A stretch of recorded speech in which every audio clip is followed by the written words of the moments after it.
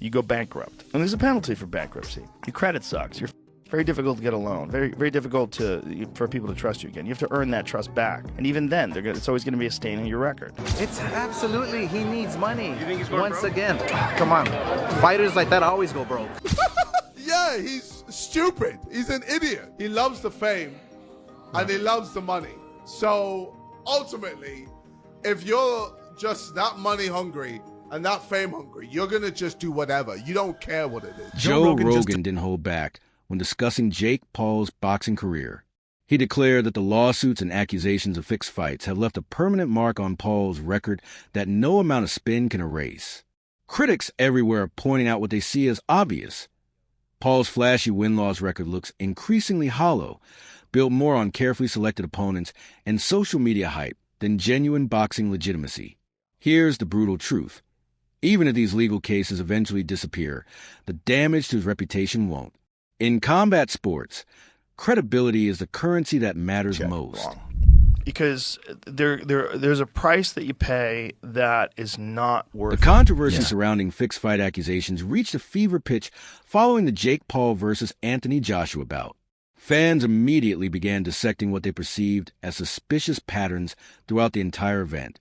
The question on everyone's mind: how did Jake manage to survive longer against Joshua than Francis Ngannou did? Despite the enormous gap in both experience and raw power, what promoters marketed as a blockbuster collision between a social media sensation and a former unified heavyweight champion has instead ignited widespread speculation across the boxing community. We're a week away from Jake Paul versus Anthony Joshua. What have we got here? As I look at it, for the fans, it put boxing still on the map because it keeps boxing relevant. Having exhibition fights like this, different celebrities and different things like that. I look at it as a fun thing for fans and stuff like that. I don't really take it seriously, because, we in the business of boxing. That right there is just, exhibition stuff. But I'm hearing they say it's a real fight. But yeah, it's a real fight because both guys are getting in a fight. I'm still the one that be thinking certain things are scripted as well too. So, but we'll see. I always say may the best man win, and main thing about it, may those guys go in there and have a hell of a lot of fun. Let's be honest about what we're looking at here. Numerous commentators have described this matchup as absolutely absurd, highlighting the glaring differences in experience, size, and pedigree between Paul and Joshua. Some are calling it exactly what it appears to be: more spectacle than sport. Consider the fundamentals. You got a YouTuber turned boxer with a 12-1 record stepping into the ring with a former two-time world heavyweight champion who has battled elite competition throughout his entire career. Jake Paul, fake Paul I call him, against Anthony Joshua. Massive unit, two-time world champ, still got a big punch. I think he's mentally fragile at world level if he goes against the big guns because of the knockout, especially the bar knockout when he got fucking splattered. You know what I mean? In round 5, and he got hurt early on, and then he got done. And he's not been in the ring for 13 months. Yeah. But can you see a world in which Jake Paul is competitive in this fight? No. How do you see the fight going if AJ takes it serious? Simon Jordan threw gasoline on an already raging fire when he made a stunning claim. Anthony Joshua could have knocked out Jake Paul at any moment he chose, but deliberately held back. According to Jordan's controversial theory, the fight had to be extended to meet Netflix's expectations, not boxing standards. He argued that Joshua's power, experience, and timing were so far superior to Paul's level that an early knockout would kill the spectacle and destroyed the streaming numbers. Instead, Jordan suggested the bout needed to deliver rounds, drama, and sustained tension to justify the massive platform and global audience watching. While Jordan provided no concrete proof of these allegations, his comments Jake Paul posted on Twitter after the fight: jaw broken, heart and balls intact. That's a good thing. Time to rest, recover, and return to cruiserweight. I mean, he's coming out of it as if, well, yeah, I got battered in the end, but boy, that's what he will do. I mean, it depends what you think this was. I mean, I never felt it was anything other than entertainment. I'm not surprised that Anthony Joshua could have knocked Jake Paul out any time he wanted to. He didn't want to. So why didn't he? Because, well, when you're on a platform like Netflix that turns one-part episodes into a 6-part series, why would you think that part of their entertainment model is to have a 30-second fight? Why? You watch a Netflix series, you can watch it and you can go, well, I get the gist of it. Why have you got to turn it into 10 episodes? Because I'm dying with boredom after episode. Are you telling me that Netflix probably emphasised, listen, guys, take this as long as you can? Anthony Joshua didn't step, irrespective. I sat to all these guys, whether it be Spencer or Paul Smith, talking about the fact that Jake Paul couldn't run, didn't have the footwork to be able to move around the ring. Following the fight, Ryan Garcia entered the conversation on social media with a blunt reaction that sent shockwaves through the boxing community. While Garcia acknowledged Paul's effort, he made a sharp comparison that caught everyone's attention. Garcia tweeted his thoughts directly. I think Gervonta would have done him worse, suggesting that Davis would have punished Paul far more severely or ended the fight even more decisively than Joshua managed to. This wasn't just trash talk. Many boxing experts actually agree with Garcia's assessment, arguing that what we witnessed wasn't elite-level boxing by any stretch. I mean, look, fair play to Jake Paul. He has a lot of guts, and the fact that he wasn't carried out of this fight on a stretcher, you know, certainly I guess you can say is a positive. But what did I think about this? What did I think about Mike Tyson versus Jake Paul? Look, it felt like Anthony Joshua carried him. It felt like Jake Paul brought in as much of a negative anti-style as possible, circling away, constantly holding Joshua, constantly falling to the ground. Again, while you're certainly going to give respect for the YouTube star turned fighter for having the guts to put on this type of show and to stand in there for as long as he did until a clean right hand in the corner when Paul was absolutely exhausted, dropped him and ended the fight. This is not elite boxing. And we knew that coming in. But if these fights are going to be sanctioned as official fights, like the Mike Tyson fight from last year, like this Oscar one. De La Hoya weighed in with explosive accusations about Jake Paul's previous fight with Mike Tyson, flat out suggesting that bout was also rigged. De La Hoya explained his theory. Paul essentially paid Tyson to secure another win for his record. He pointed out that numerous analysts observed Tyson clearly holding back throughout the fight, never engaging with the intensity you'd expect from a professional contest, even from an aging legend. What makes De La Hoya's comments particularly damaging is his implication that this was an isolated incident. He's suggesting there's an established pattern about how staged this fight was. I do believe it was scripted, and I believe that Tyson was certainly held back. Look, I'm a fighter, and I can see it. It goes on the record, and it was sanctioned. So Jake Paul paid to get the W on his record? For what? For your own personal satisfaction? I keep telling you, if you want to be a real fighter, like you say you want to be, what are you doing? While Mike Tyson has publicly denied any allegations that the fight was scripted, his actual performance told a different story that left legions of fans deeply disappointed. Many are now questioning whether this match should even count as part of Tyson's official record. For a fighter of Tyson's legendary caliber and reputation, the absence of his trademark ferocity and fire was impossible to ignore. That noticeable recently broke some news about how he spoke to one of the Paul brothers and that they had an agreement that no one was supposed to get severely injured and that the fight had to last at least through the 6th round. As I was watching the fight, I'm like, damn, it looked like Mike came out a little hot, and I saw him do this one thing where he kept biting his gloves. I know there was a big age discrepancy here, right? Jake Paul being 27, Mike Tyson being 58, of course. But I'm thinking to myself, I'm like, is he biting onto his glove to hold back? Because it looked like he had something there. Even some of the jabs Mike threw, I'm like, he stopped his punch. I'm not trying to be conspiracy theorist here, but thinking to myself, I'm like, I don't know if Mike completely exerted himself or he just got really tired. I don't know about it being rigged or not, but I do feel bad for people who really are invested in the sport. You want to know why I also think it might be a bit rigged? When the fight ended, Jake Paul kept calling out other fighters, and he kept referencing, you guys need me, you guys need me, and I'm realizing he's meaning his money. So if boxers and people in the industry know that, hey, if we go get with Jake Paul, we'll make X amount. During the Jake Paul versus Mike Tyson fight,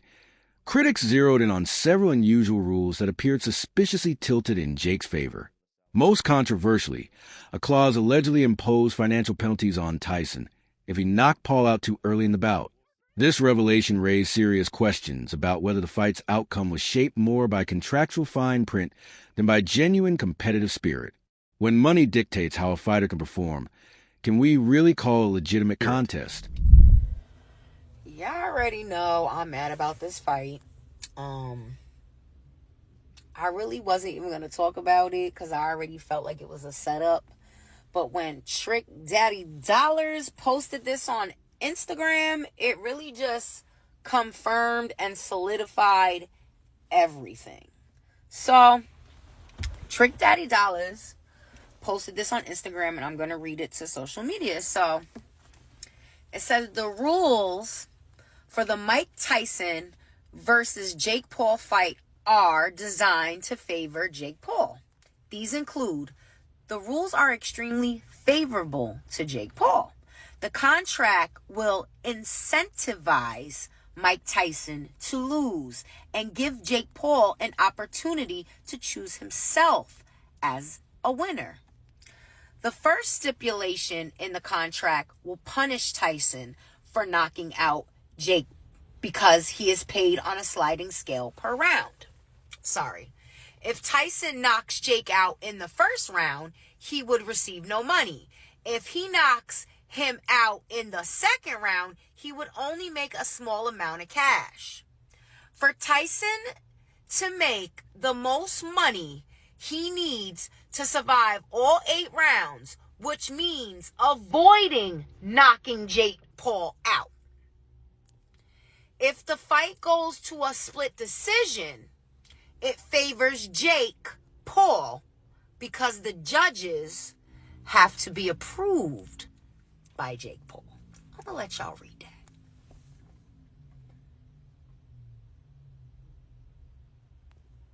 I knew it was a setup.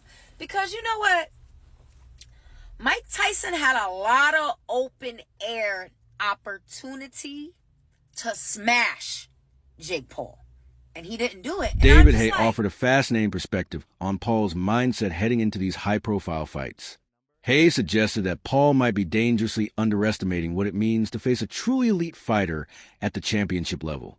According to Hay's analysis, Paul could be relying too heavily on his previous experiences with allegedly prearranged fights, leading him to believe he can navigate a bout with Joshua without serious difficulty. However, there's a critical difference this time. Joshua has reportedly refused any scripted arrangements whatsoever, insisting that the fight proceed as a completely genuine competitive contest. Is Anthony Joshua going to go into this fight with Jake Paul with the same mindset after seeing him fight on a beat on points a 58-year-old Mike Tyson? My opinion is no. I think he feels zero fear in this fight. He's in a unique situation where he's going into a boxing ring with someone he doesn't believe deserves to be there. So is he going to be paying the price in training? Is he going to be getting those early nights? Is he going to be pushing himself in sparring to get the very best out of himself, like he did for the Ngannou fight? Unknown. I don't know. I don't think he will. I don't think he'll want to risk having any hard sparring just in case he gets injured. Because if he gets injured, he misses this $75 million payday against someone he doesn't believe will be good enough to be a legitimate sparring partner for him. You know what I mean? So it's a very unusual situation, very, very unusual. And, you know, obviously all the advantages are in Anthony Joshua's favor, except this one, except the mindset factor. Jake Paul has nothing to lose. He's got everything to gain. Him reaching round 3, round 4 is a win, in my opinion, and in many people's opinion. If Anthony Joshua doesn't detonate his right hand or a jab off of Jake Paul in the first 30 seconds, minute, and put him in problems, you know, some people will feel that he's underachieved or he let boxing down. You know, people don't consider Jake Paul a real boxer because he's got such a big profile on social media and he's got that background that he's come from. But he's dedicated himself to the sport for the last 5 Chael years. Sonnen delivered what might be the most brutally honest assessment of Jake Paul's boxing credentials to date, offering zero sugar coating in his evaluation. Sonnen makes one thing crystal clear. When you put Jake Paul next to Anthony Joshua, there simply is no comparison worth making. Despite all those polished training clips flooding social media, Jake still looks more like an enthusiastic student than a legitimate contender. Sonnen emphasizes that the footage only exposes his inexperience, revealing someone who's still learning fundamental techniques rather than preparing to face a seasoned former heavyweight champion. Paul. Because people do this all the time. They'll be real dicks about it. Some guy will look great on the mitts. They'll go, well, the mitts doesn't count. It's like, well, it kind of does count. If I have you working out on the mitts from a year ago, and I have a new tape today, and I can juxtapose those, I actually can see some timing. I actually can see some speed. I actually can see some footwork. I can see some power, and I can compare it. Now, Jake is in a wildly difficult spot.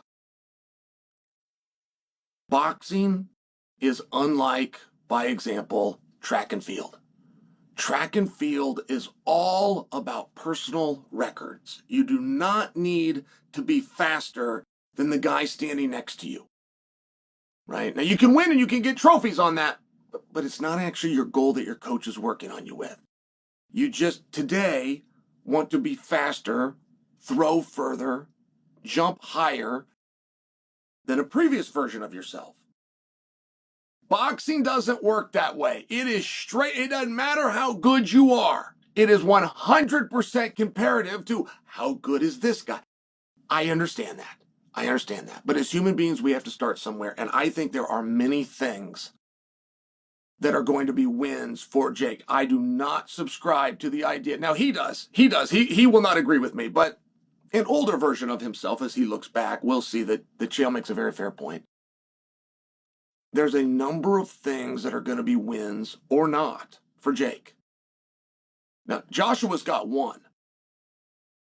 Crush that man, get your hand raised. That's it. Well, I don't see it like that for Jake. I don't see it like that. And I know you guys don't either. I know you don't, because so many people that are predicting this fight won't even happen. Or that are predicting if this fight happens, these guys are going to be nice to each other. What does this word exhibition mean? Right? There's all these things where you're trying to take away, and you're not necessarily wrong. If Jake shows up for this fight, that's a win. Despite the swirling controversies and mounting skepticism, real money is flooding into betting markets for this fight. And that betting action has become its own subplot in the Paul versus Joshua drama. Fans, casual bettors, and even some high-profile personalities have been actively placing wagers on various outcomes, which only adds more fuel to burning debate. Is this matchup a legitimate sporting contest, or is it an elaborately staged spectacle? However, Joe Rogan's reaction to Jake Paul getting knocked out by Anthony Joshua surprised many people. Rogan gave credit where he felt it was genuinely due, saying it was actually impressive that Jake managed to survive 6 complete rounds with a proven heavyweight powerhouse like Joshua. He reminded critics that most people forget the absolutely massive gap in experience, raw power, and ring intelligence between a YouTuber turned boxer and a former world champion. Look, that guy did great for someone who's been boxing for like less than a decade. He has had no real professional opponents other than Tommy Fury that were legitimate world-class boxers. I don't even remember what happened in the Tommy. He lost a close decision, but it was a good fight. It was a good fight, though. He's a good boxer. If he wasn't a YouTuber, people would be way more impressed with him. Yeah. The problem is he was like a famous kid, and then no one took him seriously. Yeah. But and then he started too with like more spectacle-ish fights. People were like, "Oh, this is you." He fought, Nate Robinson, like a basketball player. But the thing is, he knocked Nate Robinson He knocked him dead. the fuck out. And yeah. it's the way he did it that I was trying to tell people. I'm like, no. That was skillful. So like there's like boxing matches where you see two guys just slugging it out, one guy lands a punch, and he landed a good punch. What Jake did is he slid back and landed a punch. Yeah. It's like the athleticism along with the intelligence, the technique. I'm like, he's not even doing it that long. And he's also hyper competitive, even though he's wealthy. Yeah. Like you would assume that wealth would take away your drive for But competition. It hasn't, yeah.